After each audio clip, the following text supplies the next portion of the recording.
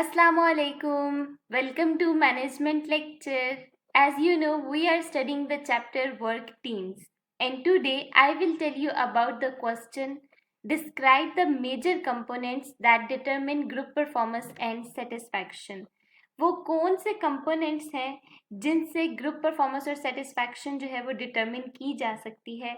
आज के इस लेक्चर के अंदर हम उन कंपोनेंट्स को डिटेल में डिस्कस करेंगे।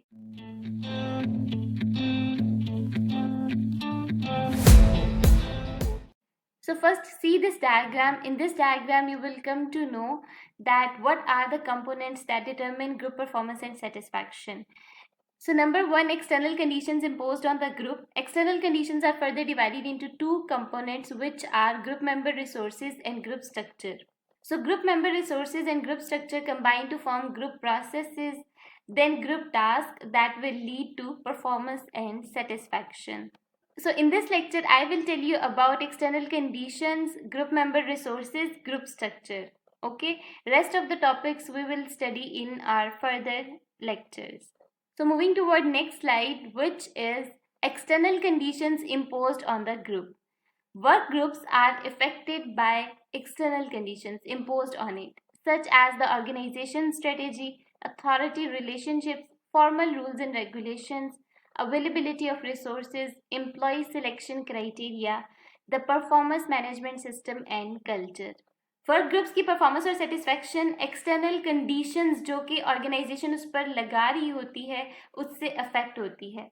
ठीक है, फॉर एग्जांपल ऑर्गेनाइजेशन स्ट्रेटेजी बनाती है कि इस ग्रुप को हमने ये गोल असाइन करना है, इस ग्रुप के अंदर इतने मेंबर्स होंगे, इस ग्रुप के ये रूल्स एंड रेगुलेशंस होंगे, इस ग्रुप ने किस तरह से अपना टास्क जो है वो अकम्प्लिश करने हैं, वो सारी की सारी चीज़ें ऑर्गेनाइजेशन जो है वो डिफाइन करती है। ठीक है, अब ग्रुप स्ट्रक्चर जो है वो उन सारी चीज़ों के अकॉर्डिंग डिज़ाइन होगा। ठीक है, एम्प्लॉयज़ ने उन सारी रूल्स एंड रेगुलेशंस को फॉलो करना है, तो ये चीज़ें जो हैं ये ग्रुप की परफॉर्मेंस पर डायरेक्टली और इनडायरेक्टली असरअंदाज हो रही होती हैं। ठीक है, नेक्स्ट कंडीशन है अथॉरिटी रिलेशनशिप, यानी ऑर्गेनाइजेशन जो है वो ग्रुप मैनेजर को अथॉरिटी दे देती है कि भी आप ये सारे काम अपने ग्रुप के लिए कर सकते हैं। ठीक, यानी ऑर्गेनाइजेशन जो है वो कुछ राइट्स असाइन कर देती है ग्रुप मैनेजर को, ग्रुप लीडर को, ताकि वो उस ग्रुप को मैनेज कर सके। ठीक है, इसके साथ साथ ऑर्गेनाइजेशन जो है वो formal rules and regulations define कर देती है ग्रुप के लिए कि ग्रुप मेंबर्स ने इन रूल्स एंड रेगुलेशंस को हर हाल में फॉलो करना है।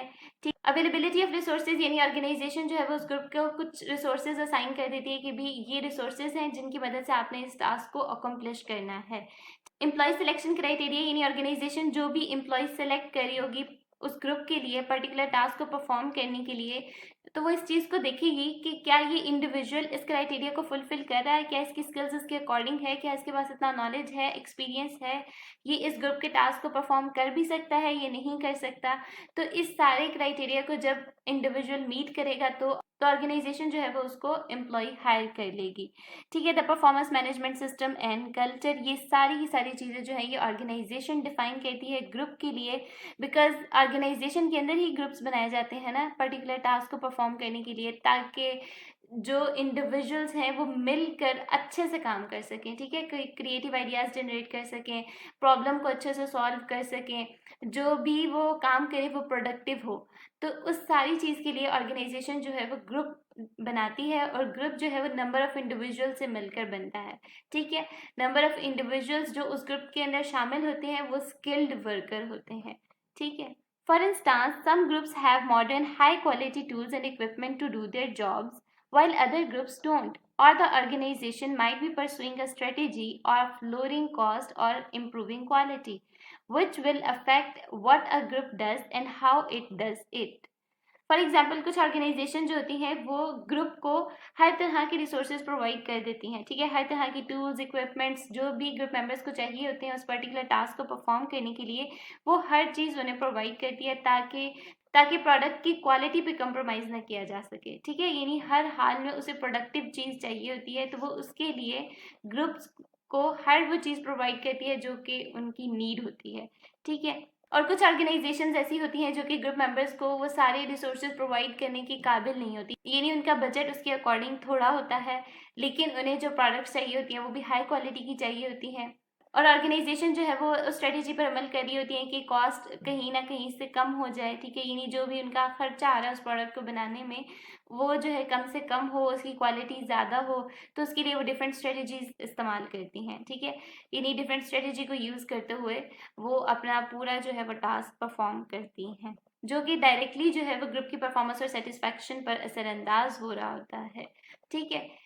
सो आई होप कि आपको समझ आ गई होगी कि एक्सटर्नल कंडीशंस किस तरह से ग्रुप की परफॉर्मेंस और सेटिस्फैक्शन पर असरअंदाज होती हैं, ठीक है।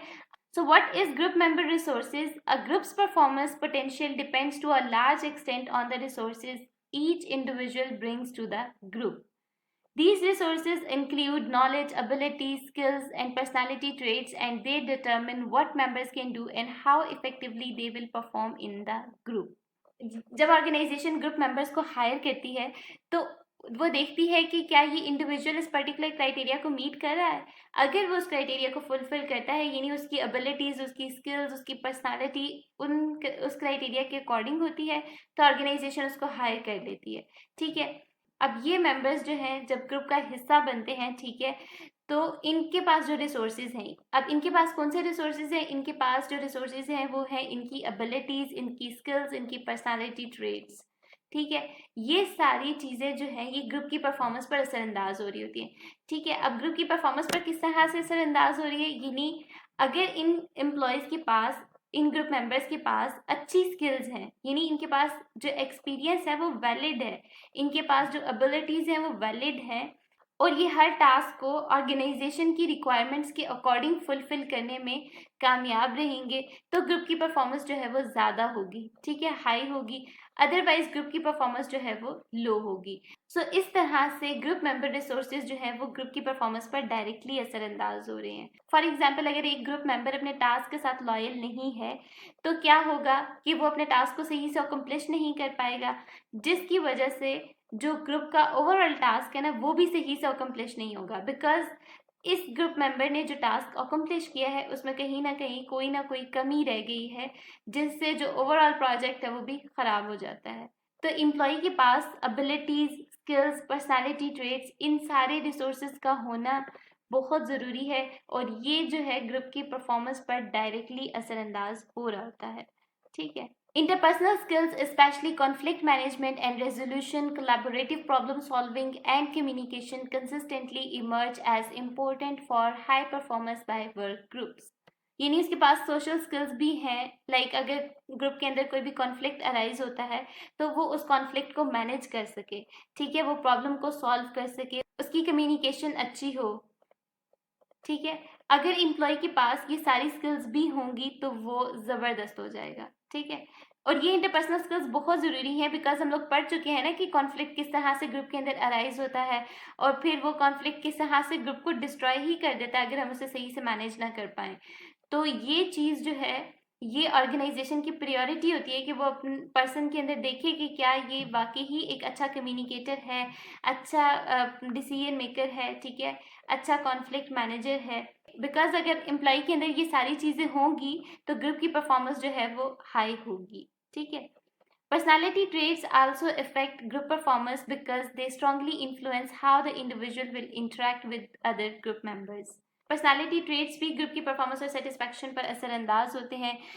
अगर एम्प्लॉय अपने काम के साथ लॉयल नहीं है, ठीक है, यानी वो अपने काम को सही से अकम्प्लिश नहीं करता, वो कोवर्कर्स के साथ लड़ाई झगड़ा करता है, उसकी वजह से ग्रुप्स के अंदर कॉन्फ्लिक्ट्स अराइज होते हैं, ठीक है, वो ग्रुप्स के रूल्स एंड रेगुलेशंस को फॉलो नहीं करता, तो इससे क्या होता है कि ग्रुप की परफॉर्मेंस जो है वो डाउन हो जाती है, ठीक है। इसको देख देख कर बाकी भी ग्रुप मेंबर्स जो है वो भी अपना टास्क जो है वो सही से परफॉर्म नहीं करते, बिकॉज ऑफ एक टर्म है सोशल लॉफिंग, जिसको हम फर्दर डिस्कस करेंगे।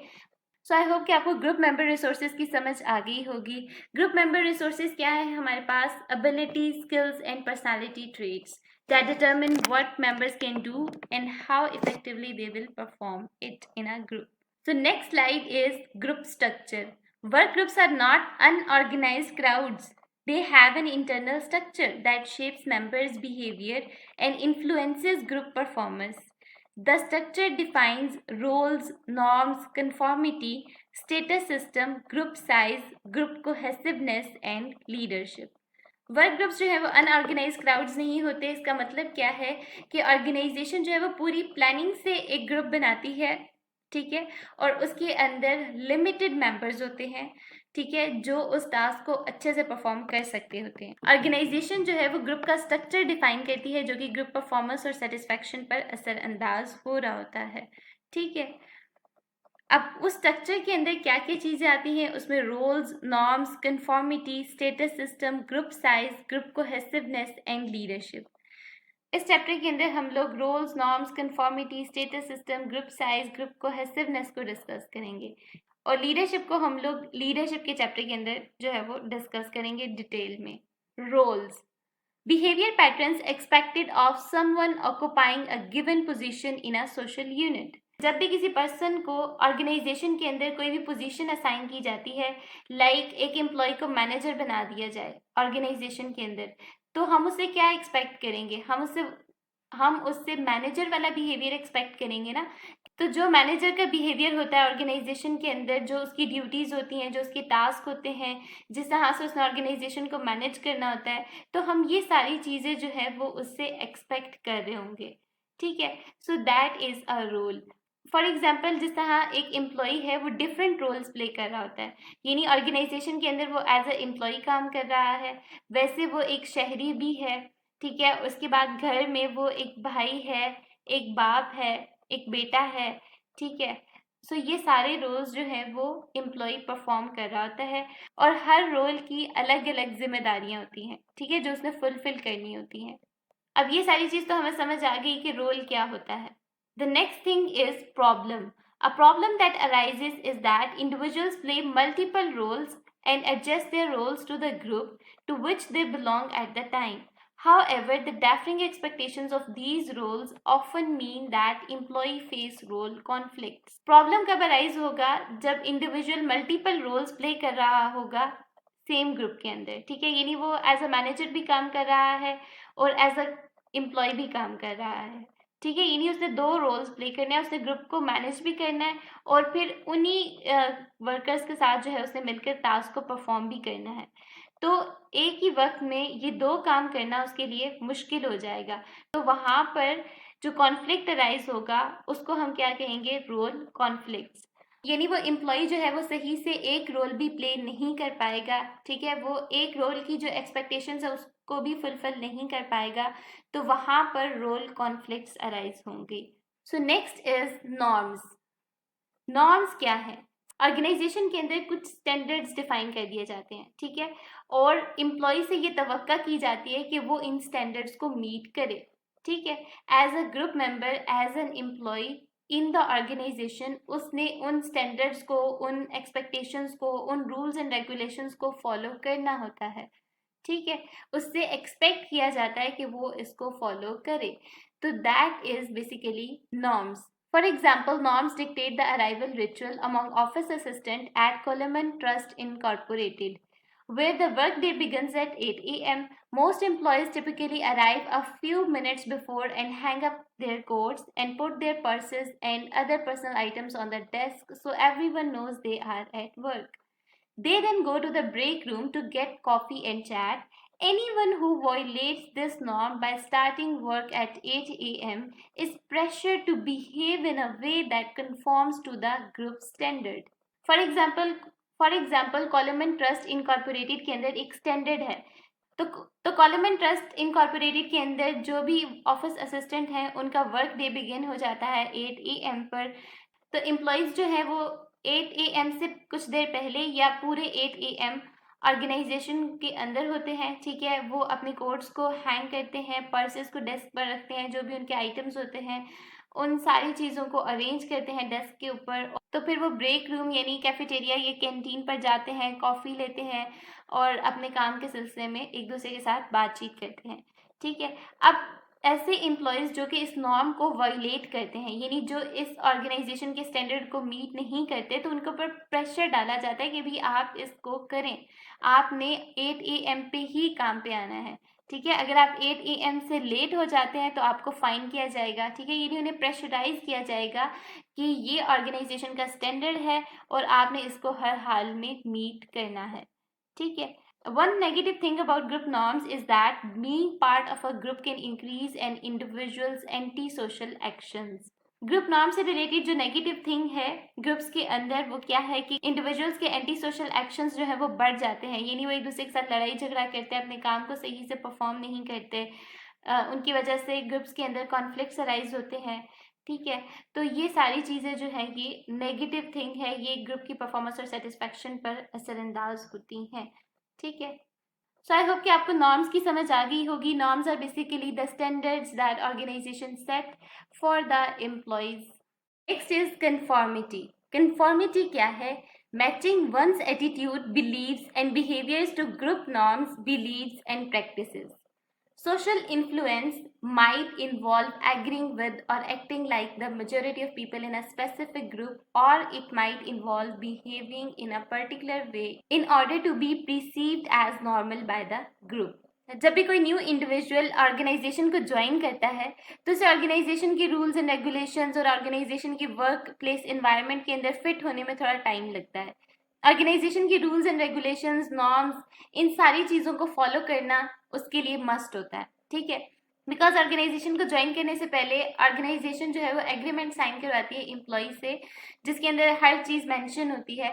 तो एम्प्लॉय को वर्क प्लेस इन्वायरमेंट के अंदर बाकी एम्प्लॉयज़ की तरह बिहेव करना होता है। तो उस वर्क प्लेस इन्वायरमेंट के अंदर फिट होने के लिए एम्प्लॉय जो है वो अपने आप को चेंज करता है, अपने बिहेवियर को चेंज करता है, अपने नॉर्म्स को चेंज करता है। ठीक है, ताकि वो उस वर्क प्लेस इन्वायरमेंट के अंदर फिट हो जाए। ठीक है, वो अजीब सा ना लगे उनके अंदर, उसका कम्युनिकेशन स्टाइल, उसकी पर्सनालिटी ट्रेड्स ऑर्गेनाइजेशन के स्टैंडर्ड्स के अकॉर्डिंग होने चाहिए। ठीक है, जिस तरह बाकी एम्प्लॉयज़ उस ऑर्गेनाइजेशन के अंदर काम कर रहे हैं, जिस तरह से वो बिहेव कर रहे हैं, तो इसको भी वैसे ही बिहेव करना है ताकि ये भी नॉर्मल एम्प्लॉयज़ की तरह वहाँ पर काम कर सके। ठीक है, तो एम्प्लॉई का ऑर्गेनाइजेशन के रूल्स एंड रेगुलेशंस को एक्सेप्ट करना और अपने आप को उसके मुताबिक बनाना, दिस इज कंफॉर्मिटी। एम्प्लॉई के ऊपर बहुत ज़्यादा प्रेशर होता है इस बात का कि उसने अपने आप को ऑर्गेनाइजेशन के अकॉर्डिंग सेट करना है। ठीक है, उसने अपने आप को ऑर्गेनाइजेशन के रूल्स एंड रेगुलेशंस के अकॉर्डिंग ट्रांसफॉर्म करना है। जिस तरह बहुत सी ऑर्गेनाइजेशन अपने एम्प्लॉयज़ के लिए यूनिफॉर्म डिज़ाइन किया होता है। ठीक है, ताकि एम्प्लॉयज़ जो है वो उस वर्क प्लेस इन्वायरमेंट के अंदर फिट हो सके। ठीक है, in some instances, we conform to the expectations of the group in order to avoid looking foolish. This tendency can become particularly strong in situations where we are not quite sure how to act or where the expectations are ambiguous. In order to avoid looking foolish, employee क्या करता है? Group के standards को, organisation के standards को adopt करता है। ठीक है, और उनकी एक्सपेक्टेशंस पर पूरा उतरता है, अपने आप को कंफॉर्म करता है। इसके अंदर एक और टर्म आ जाती है ग्रुप थिंक। ग्रुप थिंक क्या है? When a group exerts extensive pressure on an individual to align his or her opinion with others' opinion. Her person का अलग अलग ओपिनियन हो, इसके बजाय ऑर्गेनाइजेशन के अंदर क्या होना चाहिए कि हर पर्सन जो है वो सेम ओपिनियन रखता हो। ठीक है, यानी उनके ओपिनियंस भी अलाइंड हो, इस तरह उन्होंने रूल्स एंड रेगुलेशंस को फॉलो करना है, इस तरह उनके ओपिनियंस भी सेम हो, और इस टर्म को कहते हैं group think. Next is status systems. Status is a prestige grading position or rank within a group. As far back as researchers have been able to trace groups, they have found status hierarchies. Status can be a significant motivator with behavioral consequences, especially when individuals see a disparity between what they perceive their status to be and what others perceive it to be. Status क्या होता है? Organisation के अंदर जिस तरह employees को roles assign किए जाते हैं, ठीक है, इसी तरह ऑर्गेनाइजेशन के अंदर स्टेटस भी होता है। फॉर एग्जांपल, एक इंडिविजुअल ऑर्गेनाइजेशन के अंदर मैनेजर है, तो उसका स्टेटस क्या है? ऑर्गेनाइजेशन के अंदर उसका मैनेजर होना उसका क्या है? स्टेटस है, यानी उसकी करंट पोजीशन। ऑर्गेनाइजेशन के अंदर टॉप मैनेजर्स होते हैं, then middle managers, then lower level managers, then non managers. तो ये क्या है? एक स्टेटस हायरार्की है। तो रिसर्चर्स के मुताबिक ऑर्गेनाइजेशन के अंदर स्टेटस हायरार्कीज पाई जाती हैं, और स्टेटस क्या होता है? एम्प्लॉय का ऑर्गेनाइजेशन के अंदर किसी भी मर्तबे पर होना, ठीक है, उसका कोई भी रैंक होना ऑर्गेनाइजेशन के अंदर, वो उसका स्टेटस होगा। स्टेटस जो है वो सिग्निफिकेंट मोटिवेटर भी है, और इसके साथ साथ बिहेवियरल कॉन्सिक्वेंसेस भी होते हैं, यानी पॉजिटिव और नेगेटिव बिहेवियर। यानी कुछ इंडिविजुअल्स ये समझते हैं कि ऑर्गेनाइजेशन के अंदर उनका ये स्टेटस नहीं होना चाहिए था, बल्कि उन्हें तो ऑर्गेनाइजेशन का मैनेजर होना चाहिए था। ठीक है। तो वो मतलब इस तरह की थिंकिंग भी रखते हैं कि जो उनके पास है वो उनके लिए नहीं था, बल्कि वो किसी और के लिए था, जो उनके पास नहीं है वो उनका होना चाहिए था। For instance, status incongruence would occur when a supervisor earns less than his or her subordinates. A desirable office is occupied by a person in a low ranking position, or paid country club membership are provided to division managers, but not to vice presidents. Employee expect the things an individual receives to be congruent with his or her status. Status incongruence कब occur होगा? जब individual को उसके status के according पे नहीं किया जाएगा, उसके स्टेटस के अकॉर्डिंग उसे अपॉर्चुनिटीज नहीं दी जाएंगी। लाइक सुपरवाइजर की पे ऑर्गेनाइजेशन के अंदर सब ऑर्डिनेट्स के मुकाबले में ज़्यादा होनी चाहिए, ठीक है, उसका एक अपना ऑफिस होना चाहिए, जबकि लो रैंकिंग पोजीशन वाले को एक अलग से ऑफिस दिया गया, उसकी पेमेंट ज़्यादा है, ठीक है। डिवीजन मैनेजर्स को पेड कंट्री क्लब मेंबरशिप दी गई है, लेकिन वाइस प्रेसिडेंट्स को नहीं दी गई। तो ये सारी चीज़ें जो हैं वो इंडिविजुअल्स के अंदर स्टेटस इनकॉन्ग्रुएंस पैदा करती हैं। एम्प्लॉय ही एक्सपेक्ट करता है कि इंडिविजुअल को उसके स्टेटस के अकॉर्डिंग अपॉर्चुनिटीज दी जानी चाहिए, उसके स्टेटस के अकॉर्डिंग उसे पेड मिलनी चाहिए, उसे उसके स्टेटस के अकॉर्डिंग रिलैक्सेशन देनी चाहिए, ठीक है, जबकि बहुत सी ऑर्गेनाइजेशंस में ऐसा नहीं है। When they are not, employees may question the authority of their managers and may not be motivated by job promotion opportunities. जब ऐसा ऑर्गेनाइजेशन के अंदर नहीं हो रहा होता तो क्या होता है, मैनेजर्स जो है वो मोटिवेट नहीं होते और साथ ही साथ वो जॉब प्रमोशन अपॉर्चुनिटीज के कायल नहीं होते, ठीक है। तो स्टेटस सिस्टम क्या है? स्टेटस सिस्टम ऑर्गेनाइजेशन के अंदर एक इंडिविजुअल की पोजीशन है, ठीक है, उसका रैंक है with in a group. Next is group size. Group size affects performance and satisfaction, but the effect depends on what the group is supposed to accomplish. Research indicates, for instance, that small groups are faster at completing tasks than are larger ones.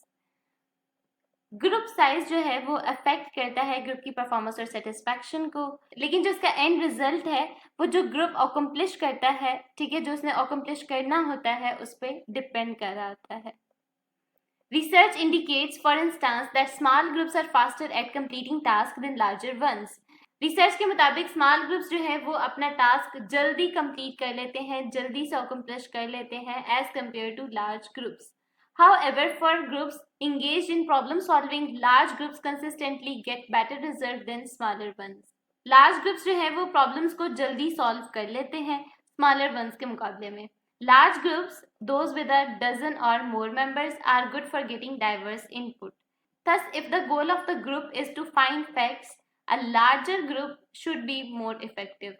तो larger groups कौन से होते हैं? जिनमें members की तादाद dozen या फिर इससे ज्यादा होगी। लार्ज ग्रुप्स किस काम में अच्छे होते हैं? डाइवर्स इनपुट, यानी जो भी इनपुट आती है that is different in sense creative.